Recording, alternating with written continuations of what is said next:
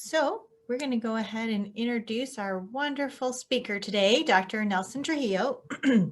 So Dr. Trujillo is a well-known cardiologist, Rotarian, great guy, and leads our community in the Walk with a Doc program. He's the founding member of Rocky Mountain Cardiology, which was purchased by Boulder Community Health and has become Boulder Heart. He's a well-known published cardiologist who is well-versed in treating cardiac issues, but more importantly, in preventing them. And that's what we're going to hear about today. Dr. Trujillo.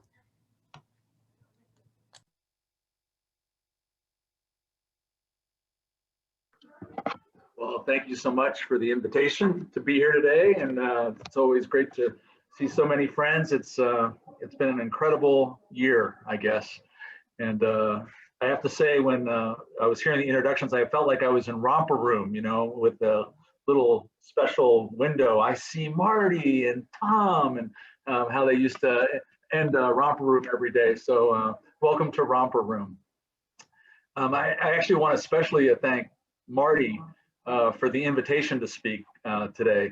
You know, she has been a champion of women's health and in particular women's cardiovascular care for, gosh, as long as I've known her. And she's you know, been bugging me about this for quite some time. So it's great to finally bring this to fruition. I was going back through my records, and it's been about 22 years since the last time I spoke to Rotary. Back in those days, I was a new pup here in Boulder and was invited to give a talk about cardiovascular care. And I had a slide projector then, which was quite interesting. And my old slides I pulled out just to see what had changed in preparation for day. And what I hope to share with you this morning is a couple things. One is to share a little bit about COVID and its relationship to the heart. Things that we've learned from it, some of the weaknesses in our healthcare system that have sort of been brought to light. We sort of call that COVID collateral damage. There are some similarities as it relates to women's care and what we've experienced over the last 2 decades. And I'm going to try to draw some contrasts and some with it. And then talk a little bit about what's new in women's care as it relates to cardiovascular disease, because as I was thinking about this over the last 20 years, the message has been the same. We undertreat women with cardiovascular disease. We don't understand their symptoms, and we just haven't been that good at it. And what I hope to show you this morning is that it's actually a lot different than that, that we've done a really pretty good job in women's care. As it relates to cardiovascular disease, and that we've learned a lot. We have a lot more to go, but there's definitely a lot we've done right. I have about 15 minutes, I'm told, to cover all of COVID cardiovascular disease and women's care, which is a tall order, so I'm going to speak quickly. I titled this as a casual conversation, so I really want to spend most of my time answering your questions. And so I'll sort of make some introductory remarks, share with you one slide, which I think really is a testament to Marty's good work on behalf of us all, and then answer questions. So with that being said, you know, March 11th marks a big day for me. That was the day the epidemic started for me personally here at Boulder, when we shut down our cardiovascular service line. We've sort of been battling that since that time. To date, we're back up to speed and taking care of our community. But if you look at the Johns Hopkins website, which I think is probably the best site for all of us to look at, to date, there are 493,000 deaths related to COVID-19. When we compare that to cardiovascular mortality in the last year, it's about equal. So from cardiovascular disease last year, 565,000 people died. And over half of those were women. And so one of the things that early on there was some question about, is this a fair disease? And the answer is cardiovascular disease is fair. It involves both men and women. It kills us both equally. And up until just this week, it was the #1 killer, but COVID will soon surpass that this year. And we don't know what the future holds. So both of these illnesses are morbid, and they take lives. And I think all of us probably in the room have been touched in some way. I've had a partner lost 2 parents to COVID, and my father passed away from cardiovascular disease about 2 years ago now. And so these diseases touch us all daily, and it's personal. The one slide I'm going to share is if we look at cardiovascular disease. There we go. Hope this will show up here.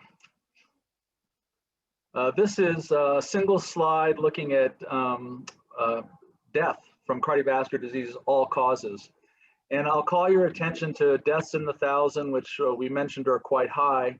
And if we look at the bottom here, are the years. And red are for females and blue is for males. And what I want to notice is that up until about 2000, the risk for women was increasing. And in 2001, and Marty, you should be really proud of this, this is when Wear Red for Women started, and when we started to educate the public about issues as it related to care. And in that same time period, I started in practice in 1995. Cardiovascular disease started to improve for men. And shortly after 2001, it also declined rapidly for women. And most of this is felt to be due to the great education that Wear Red for Women, Day of the Dance, many of the programs from the American Heart Association and the ACC were started. The sad part is that in about 2010, the risk of dying started to increase. And unfortunately, this increase is in young people. And so the biggest group of people who are now having issues as it relates to cardiovascular disease are young women. And we feel this may be related to increases in diabetes, increasing blood pressure issues, actually an increase in smoking in young women. And so it is a call to arms that these rates, while not as steep as they used to be, are going in the wrong direction. If I can get out of the share here. Oh, stop. What we've learned in this first 6 to 7 months of the pandemic has been really fascinating.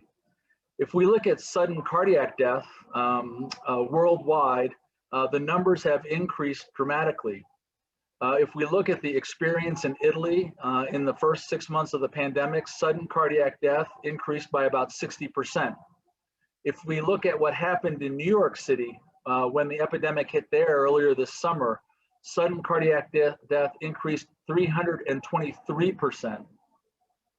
And when we look what happened in Denver, and many of you remember Matt Holland, one of our great cardiologists here in the community, he's subsequently moved to Denver Health, and in a paper he published with the paramedics down there, sudden death in Denver has gone up by about 60%. In Boulder, we saw a dramatic increase in sudden cardiac death, with an equally significant drop in people who showed up in the emergency department with a heart attack. And we could not explain this early on, but it's been clear since that time that people did not come to the hospital, that there was fear from showing up to the hospital from COVID. And as a result, many people died at home suffering from their heart attacks, both in Italy, in New York City, for sure here in Boulder, and in Denver. And this is in parallel to what happened with cardiovascular disease in women. There was fear. Women are known not to want to complain. And if you look at survey data, about 53% of women who are experiencing a heart attack didn't want to bother anybody and call 911. And that's in comparison to 80% of women who would call 911 if their spouse or child was sick.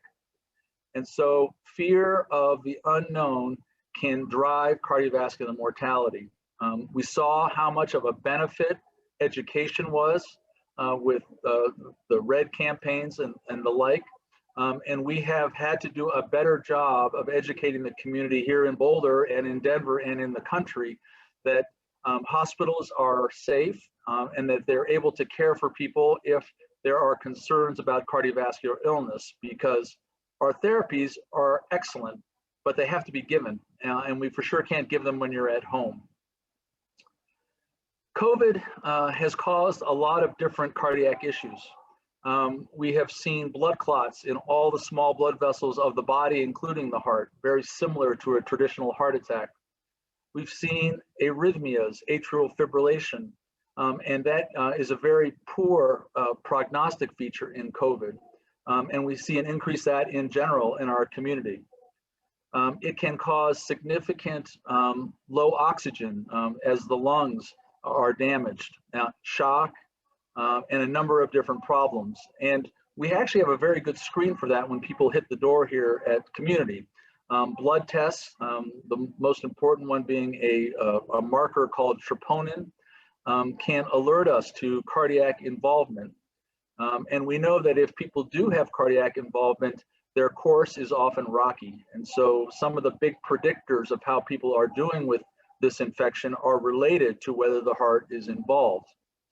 When we look at autopsies from people with COVID who passed, what we aren't seeing is inflammation of the heart muscle itself or direct involvement of COVID in the heart muscle itself. And that's different to what we heard about in the press, especially early on. There were a lot of talk, especially early in the epidemic, about what we call COVID myocarditis, inflammation of the heart muscle itself as it relates to this virus. And a lot of that came from a very small study looking at MRIs, especially in college athletes. And one of the things that we learned over the last 11 months was, did we do a good job related to college football this past year? I don't know how many people are college football fans out there, but there was a different response everywhere in the country. The SEC decided to continue on. Our beloved Pac-12 shut down. All sort of different options. And a lot of that was based on this MRI data, which turned out to be incorrect. Subsequent studies have shown us that there isn't myocarditis, that these MRI studies, while were abnormal, they were abnormal in normal people as well. We spent a lot of money and a lot of energy screening people for myocarditis, which turned out to be based on false data. Fortunately, the risk of that problem is about 4%. So a very rare problem. When it happens, it's in very, very sick people and not part of our general COVID population.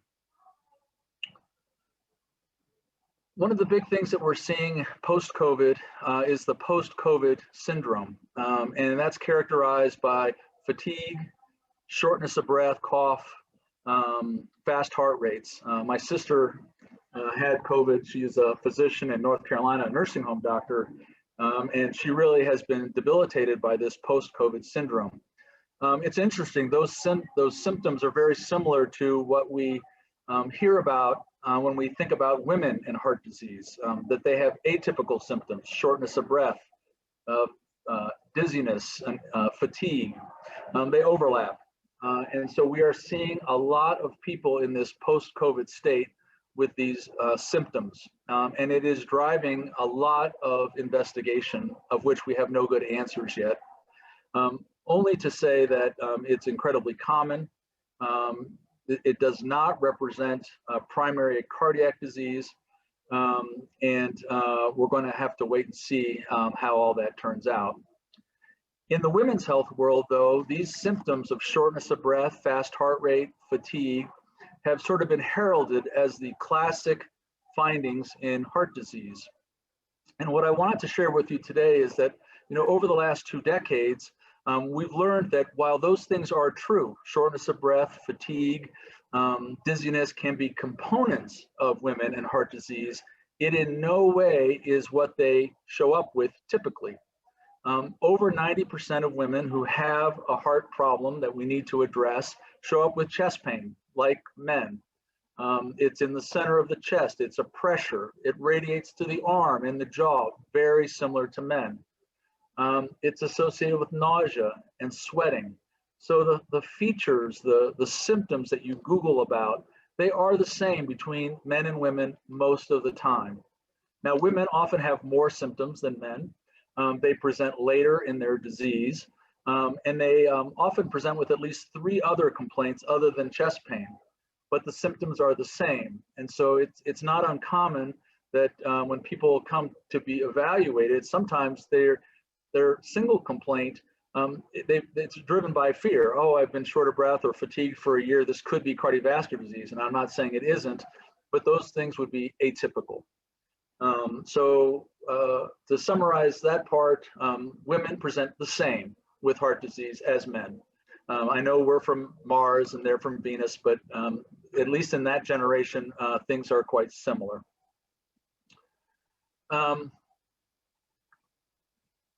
Marty has taught us that education is key. And one of the things that we really need to educate the community about is risk. So one of the things that we haven't done well over the last 20 years, and I think is leading somewhat to this increase in presentation, is about risk factors.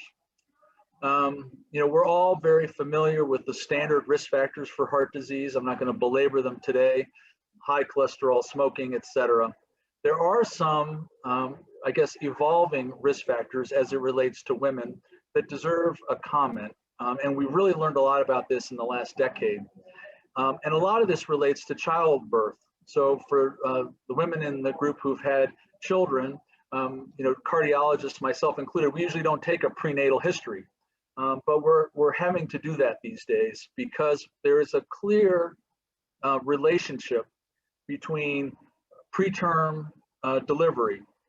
There's a clear relationship between hypertension during pregnancy, preeclampsia, or diabetes with pregnancy, predisposing people to heart disease. So as part of our standard risk assessment, do you smoke, what's your cholesterol and blood pressure, we are really having to focus on history around childbirth because that can contribute a lot. We're also learning that cardiovascular disease is very closely tied to the social determinants of health.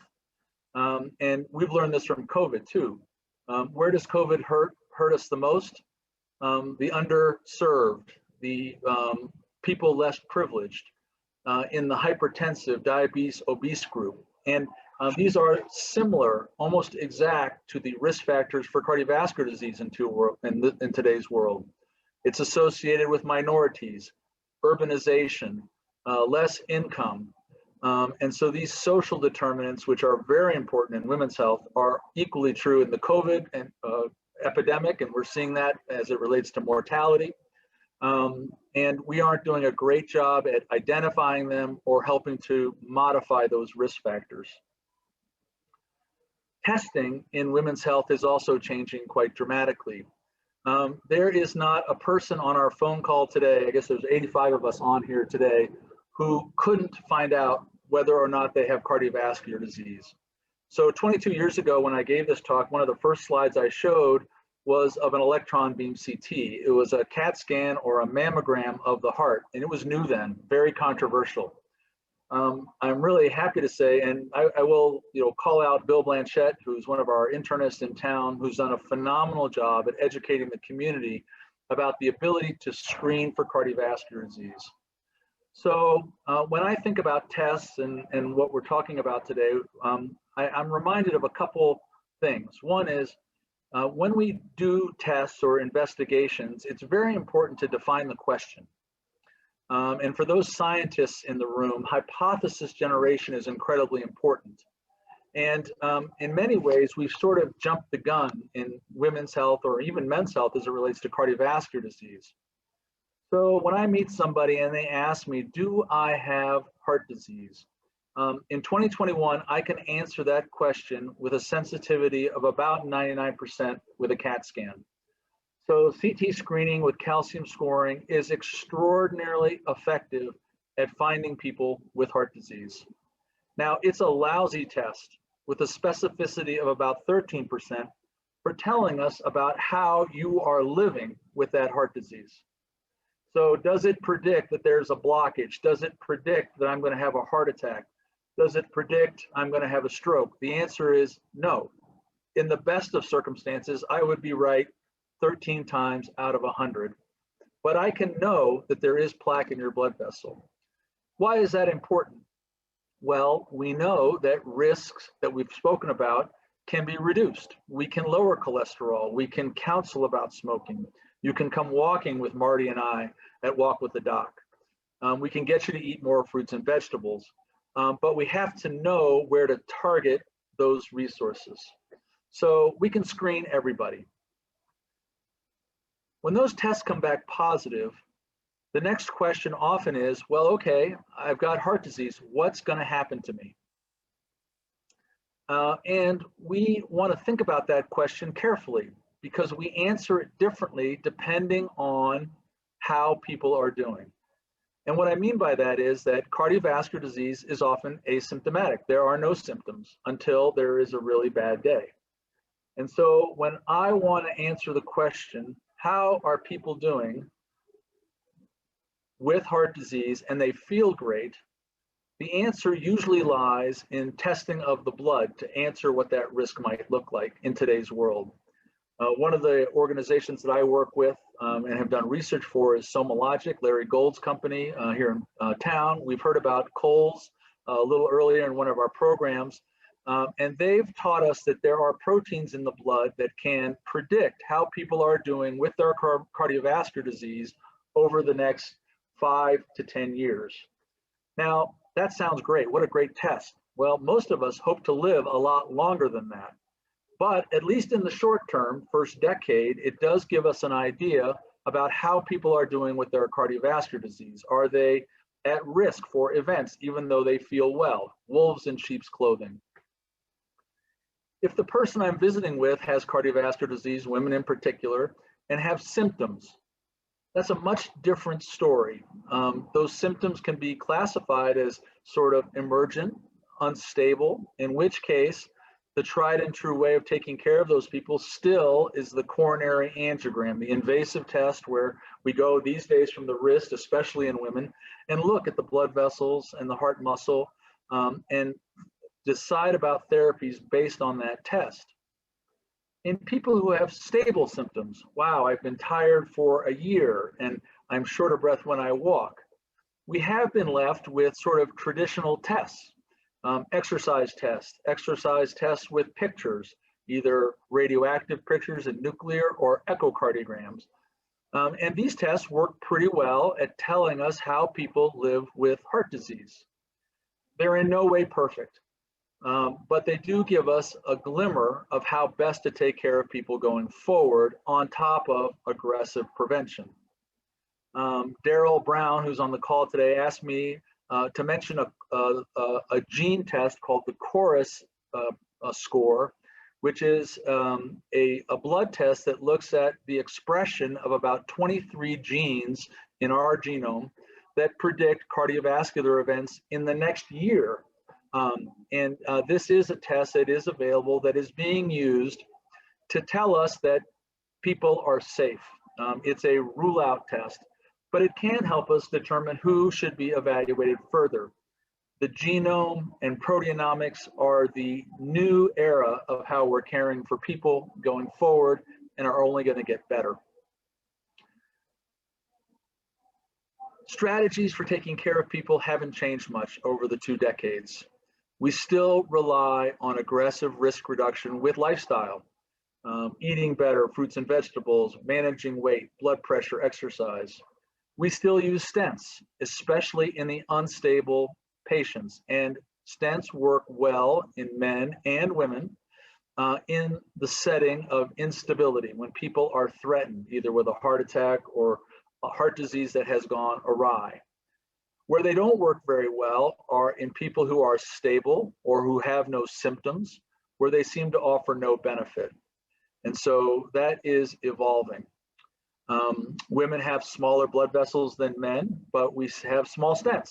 And so these modalities work equally well when applied.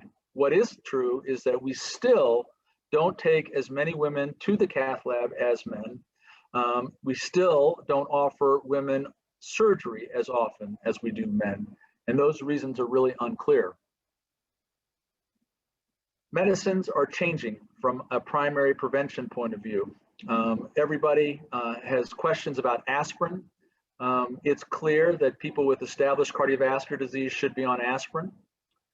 Statin drugs are extraordinarily helpful and are a big part of that dramatic reduction in mortality. However, we don't like them. Anybody I speak to, if you mention statins, it might as well be poison. And it's very interesting why that is. And we could have a talk about the psychology of the statin revolution. But I will say that we've had them for 40 years now, and their benefit is unquestioned.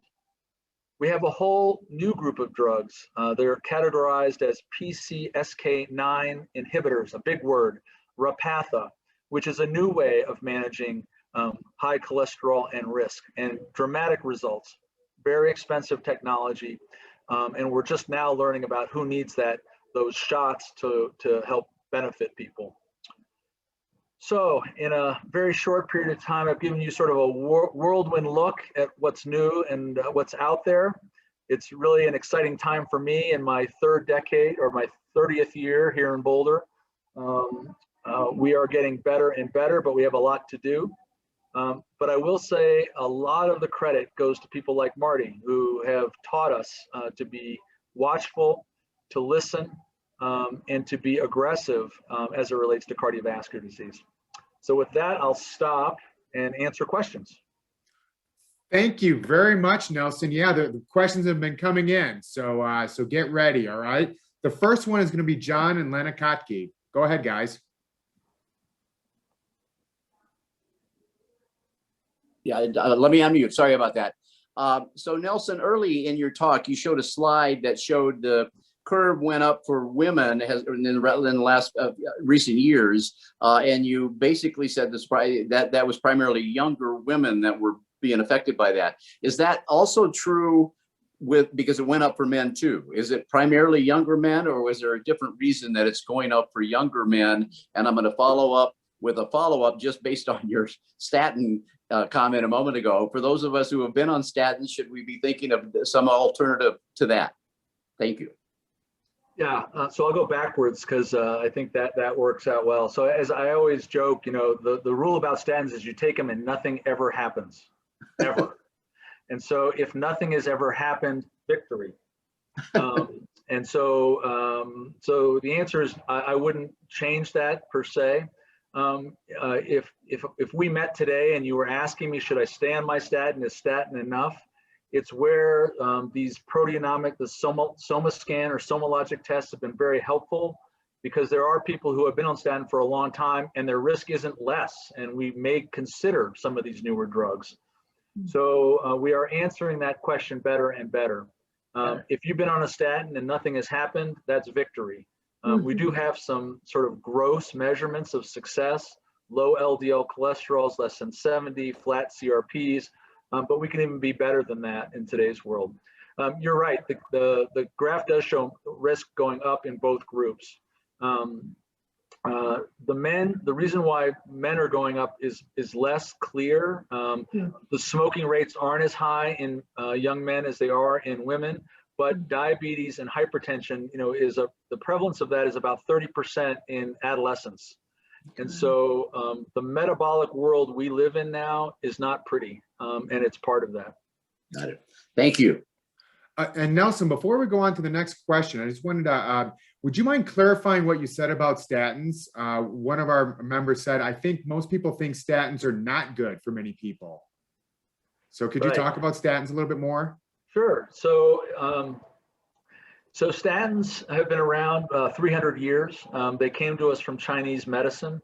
The first one that you could grow in the backyard here in Boulder is lovastatin, and that was 50 years ago. If you took the sum total of what we know about them as a group of drugs, they are responsible for about a 60% reduction in cardiovascular mortality over the 40 years. So there is no treatment. If you look at a number, how many people do we have to treat to save one? It's about 5. So if you look at other therapies, there really isn't much. I mean, that's an amazing result over the last 20 or 30 years. Now, does everybody need statins to lower their cholesterol? The answer is no. And I would argue that it's really reserved for those of us who have cardiovascular disease. So it brings us back to we should screen people. If there is plaque building up in blood vessels, then treatment makes sense, and statins are a big part of the armamentarium. Now, the anecdotes about statins, nobody writes an article in the Wall Street Journal, took statins, nothing happened. Never makes the Wall Street Journal, never makes the New York Times. I haven't even seen it on Facebook. But that's how it is for 99% of the population. Now, there are a lot of people on them, and there are stories, dementia, diabetes, a number of different situations. But if you look, and I'm sure they're true, by the way, so anecdotes are true.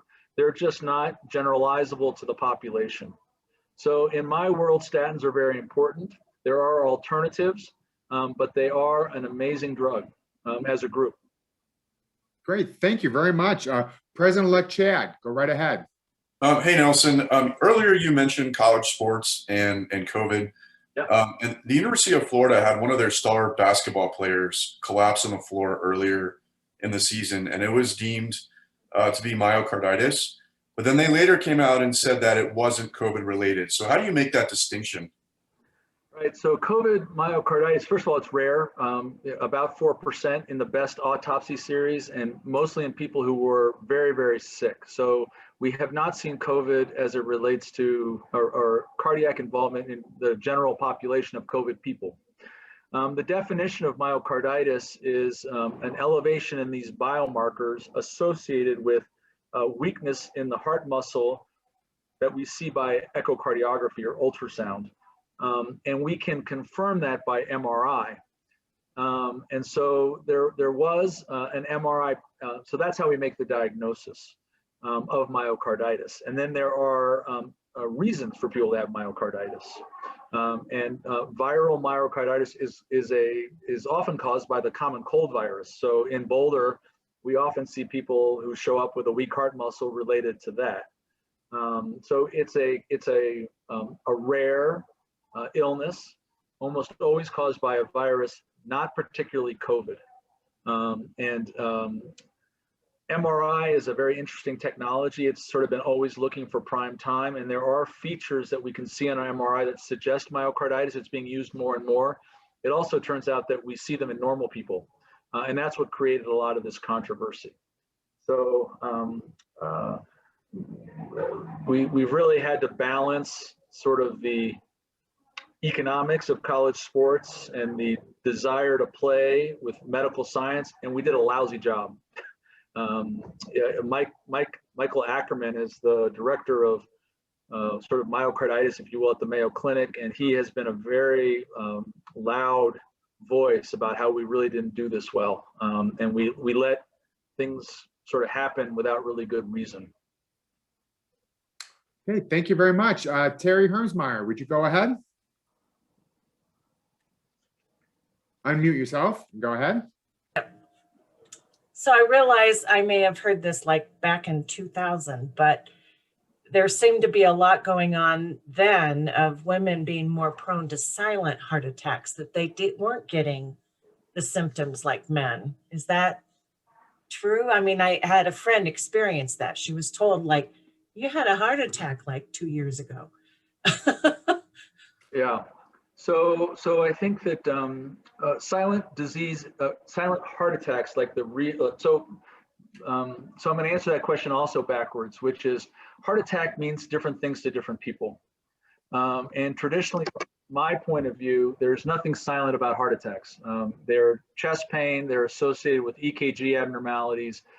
People are really sick and they either pass away at home, God forbid, or they get to the emergency room and we take care of them. People can block blood vessels completely and not know it. And so if I were to describe that in a lay fashion, a heart attack, yes, the artery is blocked, but there could be no heart muscle damage. It can be silent because the other arteries compensate for it. So silent heart attacks, those words require qualification. Most people who have an event know it. There's nothing silent about it. people can block a lot of blood vessels without knowing it. Is that a heart attack per se? It's semantics to some degree. I think women do present later because they don't want to bother people. They have the symptoms, but they've been told, and there's data that they're anxious, that's the reason. It's interesting when there was an actor study where women and men were taught how to have a heart attack, and they went to doctors to be evaluated. And more often than not, women were told they had anxiety, and men were told they had musculoskeletal pain. They had chest wall pain, even though they were having a classic heart attack. There's a bias, an innate bias we all have when we meet people, and doctors express that like crazy. I will say we've gone the other way now. I mean, if you go to a doctor and say you have chest pain, you will be admitted to. I mean, if anybody needs a place to stay ever, just go to the emergency room and say you have chest pain, crushing in your jaw. You'll have a room, no question about it. I mean, we would not let anybody out of an emergency room without chest pain. And if you, as a woman, went and said, "I'm short of breath and fatigued," you will be admitted to the hospital for further evaluation. So we have gone the other way in many circumstances. My guess is some of you have experienced that. You know, I had a little something, I wasn't sure. Next thing you know, you're in the hospital. Okay, thank you. Bill Anderson, go ahead with your question. Thanks for coming today. I had a question about veganism. I had heard sort of at one point someone say, basically, there's no evidence that you can even have a heart attack if you're completely eating vegan. And I'm curious what your thoughts are about that. And I know it's sort of challenging. Is part-time veganism good? Is full-time veganism, if you could do it, kind of an answer to some heart disease? Curious if you could comment on that. Yeah, so I'm a whole food plant-based guy. So I don't think that they're never absolutes.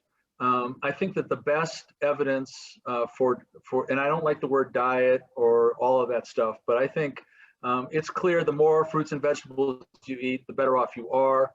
I think animal proteins have been shown to be pro-inflammatory. Work that was done by Dean Ornish and Caldwell Esselstyn out of the Cleveland Clinic, and very large databases show that the best diet is whole food plant-based diet with maybe a little fish.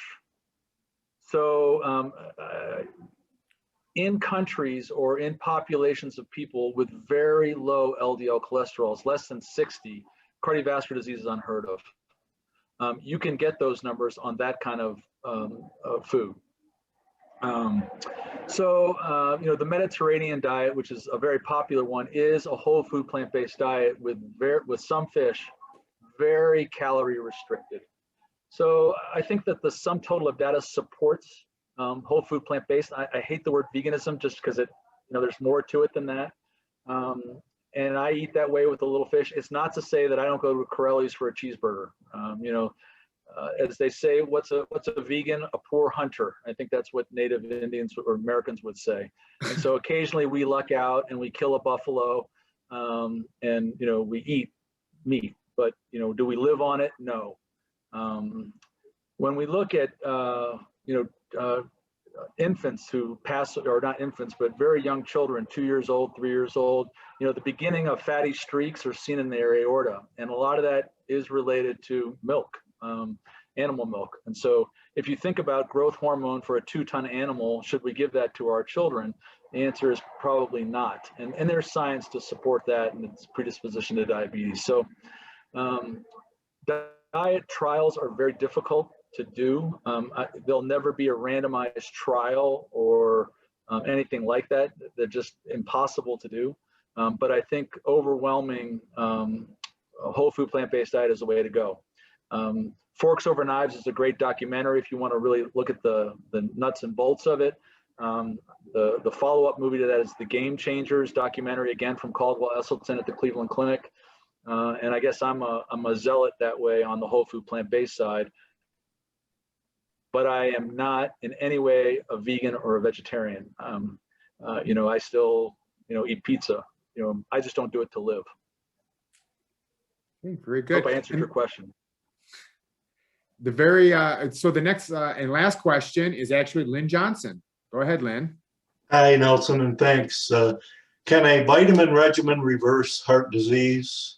If you up to the vitamin D, vitamin K, and so on?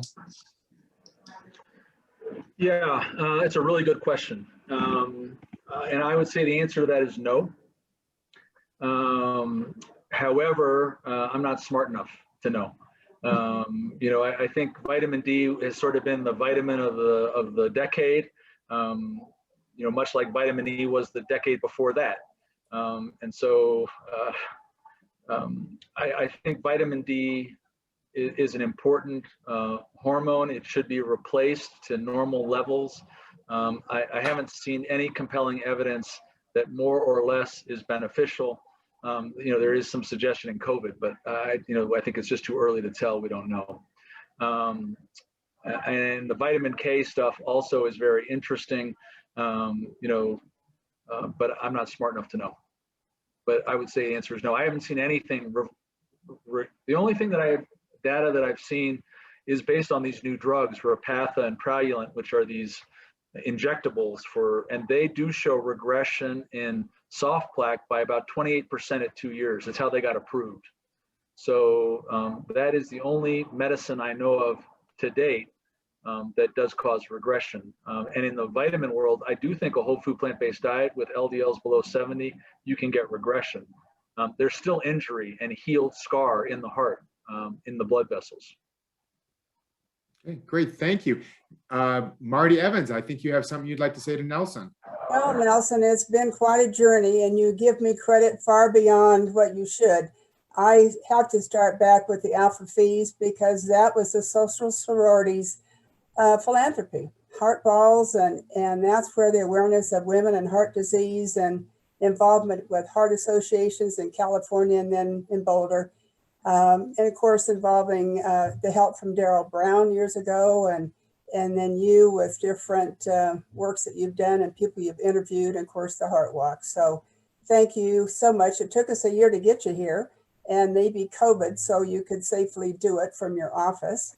And as you know, as being a longtime Rotarian, how we feel about other causes that are so important, such as polio. At this point, we know that we are just that close to eradicating it worldwide. We hope someday that with heart, but we'll start with polio. And in your honor and as our gratitude for your being here today, we are donating 100 doses, vocal doses of the vaccine. So thank you so much. Our heartfelt gratitude to you and for all you do for all of us. So stay safe. Thanks so much. Thank you. I'm always so touched by that part of it. When I was brought into Rotary many years ago, I mean, the community, the service, it makes me cry every time I hear us helping people with polio. So thank you for that. Thank you, Dr. Trujillo. That was really very educational. I appreciate all the updates you gave us. It was great. Thank you, Marty, for your response. It was wonderful.